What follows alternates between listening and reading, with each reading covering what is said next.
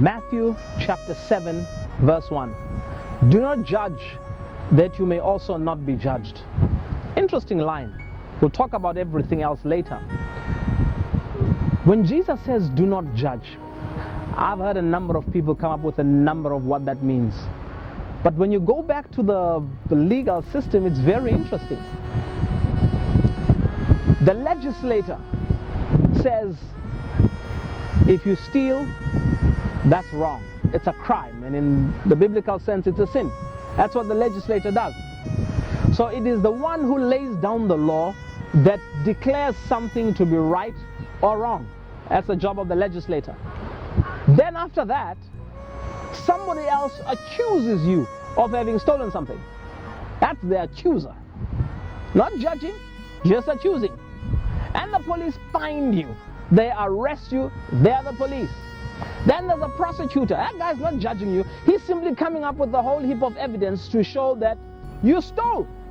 He's trying to prove that you stole. That's what the prosecutor does. That's his job. He's not judging, he's prosecuting.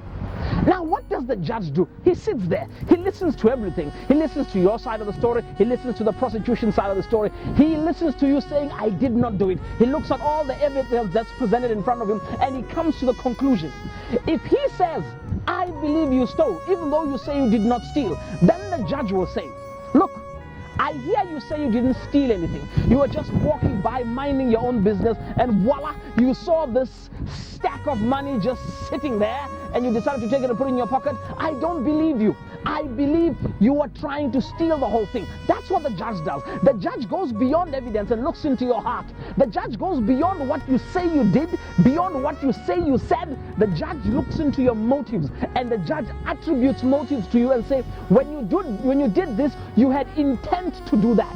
When you did this, you had no intention of doing that. That's the job of the judge. And on top of that, the judge then says, I find you guilty. And based on that finding, then the judge says, I now say that you should be treated as a criminal.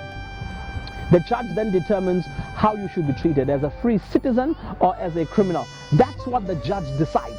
And that's an interesting thing. When Jesus says do not judge, he's talking about these two things. The first thing is attributing motive.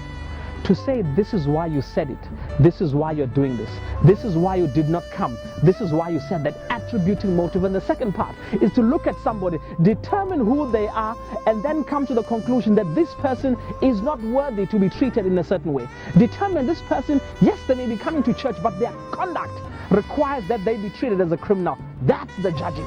When we look at someone and we say the life that you live, the things that you've done, the choices that you've made require us to treat you in a certain way. And Jesus says you don't do that. When someone walks through the door of a church, when someone talks to you, they may be a sinner, but it's not your job to treat them as a sinner. This person may have messed up certain things in their life, but it's not my job to do so. And in more pleasant situations, when someone says, I'm sorry, it's not your job to say you're not sorry. When someone says, I just did not mean to do it, it's not my job to say, yes, you meant to do it. Attributing of motives and determining how people should be treated, that's not our territory. That's God's territory. And I pray that as you go through this day, this week, and probably this year, we may treat people with grace, with the same grace God treats us, because he does not treat us as sinners, as people worthy of the crimes that we've committed. Instead, he treats us as much better people than that. And I pray that God may help you to extend the grace that you've received to other people. God bless you.